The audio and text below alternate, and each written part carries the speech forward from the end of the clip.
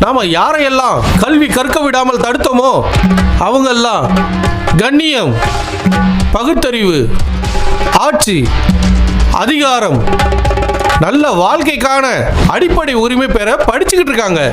அதே சூத்திர ஜாதியை சேர்ந்த ரவிதாஸ் ஒரு செருப்பு தைக்கும் தொழிலாளி, கபீர் ஒரு நெசவாளன், நாம்தேவ் தையல்காரன், தன்னாஜாட் ஒரு விவசாயி, அதுக்கப்புறம் சுஃபித் துறவி பரிசத்னா ஒரு கசாப் கடைக்காரன், சைன் ஒரு நாசுவன், நானக், அங்கத், அமர்தாஸ் போன்றவர்களின் போதனைகளை படிக்கிறாங்க. அது மட்டும் இல்ல, குரு அர்ஜுன் தேவ் மூலமா அது ஒரு சிறந்த நூலா மாற்றப்பட்டுள்ளது. குருதேவா, இந்த வேதம் நம்மளுடைய முகத்திரையை கிழித்து நம்மளுடைய தந்திரங்களை மொத்தமாக அம்பலப்படுத்திவிடும்.